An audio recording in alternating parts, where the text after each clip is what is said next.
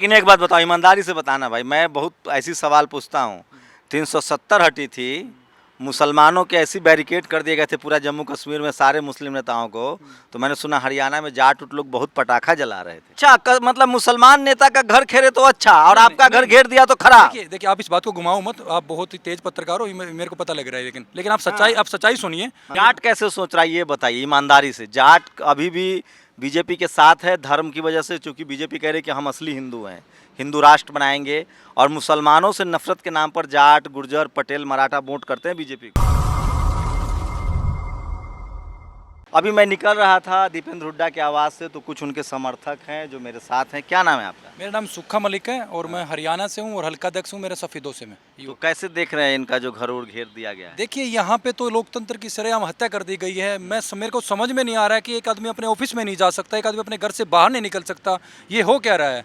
ऐसा बुरा हाल मैंने पहली बार देखा है कि जब एक आदमी अपने घर से बाहर निकलता है तो उसको पुलिस बैरिकेड लगे मिलते हैं और रिक्वेस्ट करने से वो निकाल नहीं रहे हैं, और धारा 144 लागू कर दी गई है। जब एमपी दीपेंद्र हुड्डा ने जब ये बोला कि हम गाड़ी में अपने ऑफिस में जाएंगे और हम वापस आराम से जाएंगे, बिल्कुल दो बंदे बैठ के जाएंगे, तो उसमें 144 का उल्लंघन कहाँ है?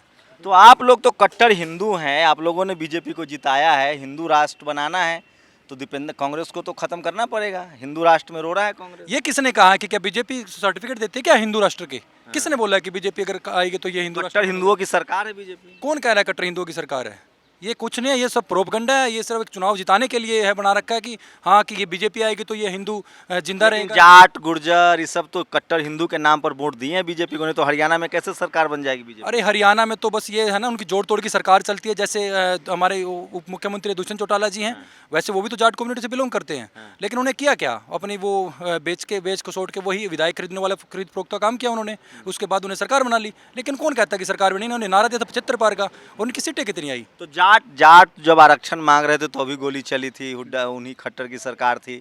अब आपके नेता को बंद कर दिया गया है, तो कैसे जाट समाज कैसे सोच रहा है इसको? जाट समाज की बात नहीं कर रहा हूँ मैं, क्योंकि जब भूपेंद्र सिंह हुड्डा है, दीपेंद्र सिंह हुड्डा है, ये हरियाणा के ना 36 बिरादरियों के नेता है। और इसको ना एक ऐसी हरियाणा के लोगों में एक ऐसा क्या बताऊँ गुस्सा है, वो गुस्सा पता नहीं क्या, अगर ऐसे ही चलता रहा तो पता नहीं सड़कों पे क्या बन के निकलेगा। मैं सरकार से जाट कैसे सोच रहा है ये बताइए ईमानदारी से। जाट अभी भी बीजेपी के साथ है धर्म की वजह से, क्योंकि बीजेपी कह रही है कि हम असली हिंदू हैं, हिंदू राष्ट्र बनाएंगे, और मुसलमानों से नफरत के नाम पर जाट गुर्जर पटेल मराठा वोट करते हैं बीजेपी को। देखिए ये कहने की बात और ये प्रोपगंडा बनाया गया। मैं बार बार यही बात कह रहा हूँ कि आप जाट कम्युनिटी की बात मत करो।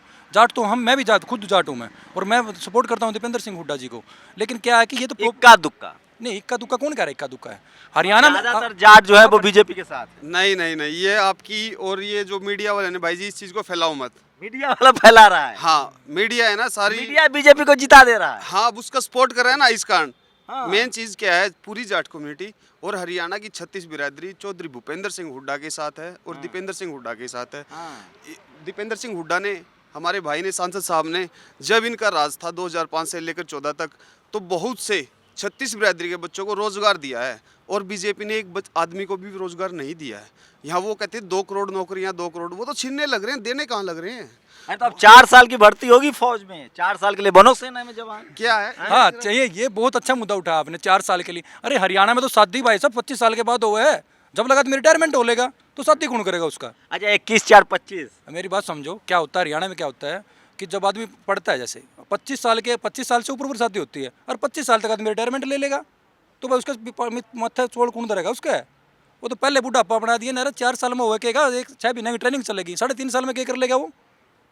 नहीं, अगर रोजगार देना है तो। लेकिन एक बात बताओ ईमानदारी से बताना भाई, मैं बहुत ऐसी सवाल पूछता हूँ।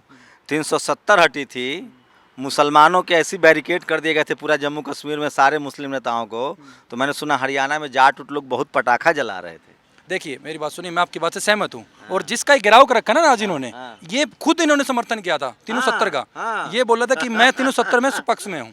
ये बात सच है, ये बात सच है। ये दीपेंद्र हुड्डा ने कहा था कि 370 हटाना ठीक है। नहीं, उन्होंने कहा था कि जिस तरीके से हटाया वो तरीका थोड़ा सा अलग है, लेकिन मैं समर्थन में हूँ। क्योंकि जो 370 का जो हो रहा था ना, जो चल रहा था, वो एक बुरा गलत काम था वो। क्योंकि हमारे जो जवानी थे वो शहीद हो रहे थे, ऐसे बेवजह हर दिन यहाँ पे धरने हो रहे थे, कुछ हो रहे थे, तो वो सब कंट्रोल किया है। ये चीज़ सही थी, उसका समर्थन किया। कंट्रोल हो गया जम्मू कश्मीर में जवानों की साथ।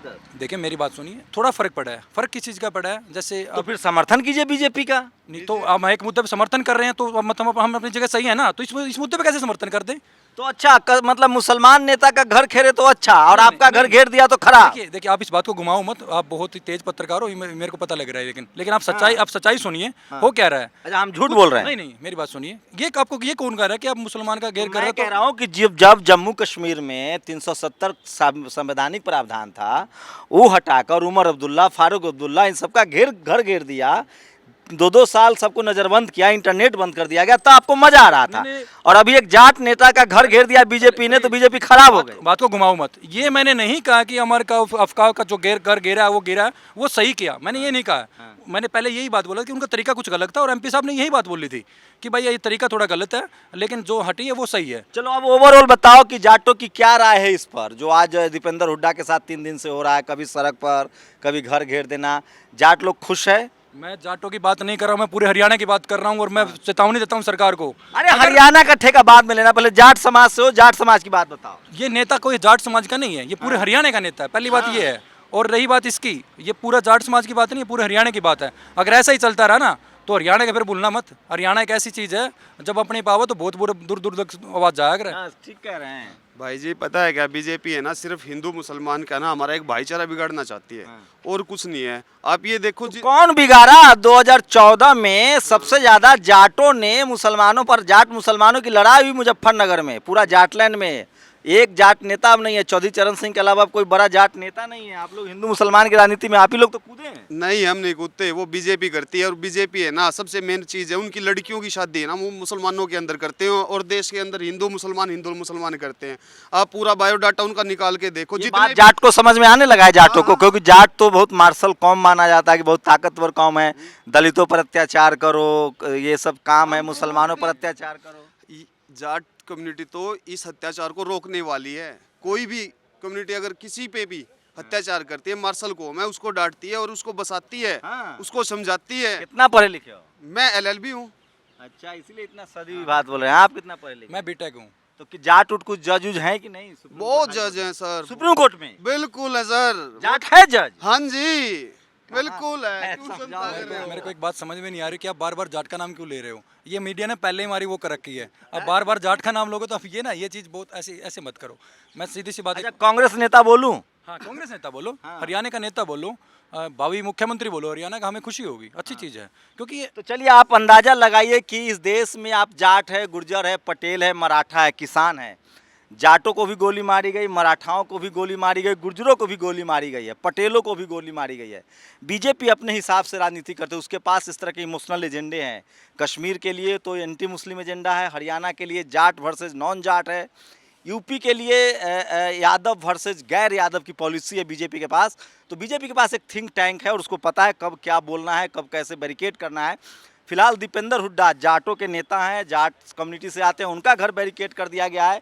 जाट युवाओं का कहना है कि हम इससे नाराज़ हैं। मैं फिर कह रहा हूँ, राहुल गांधी के बहाने कांग्रेस बड़ी राजनीतिक एजेंडा चला रही है और उसमें उसको समर्थन भी मिलता दिख रहा है।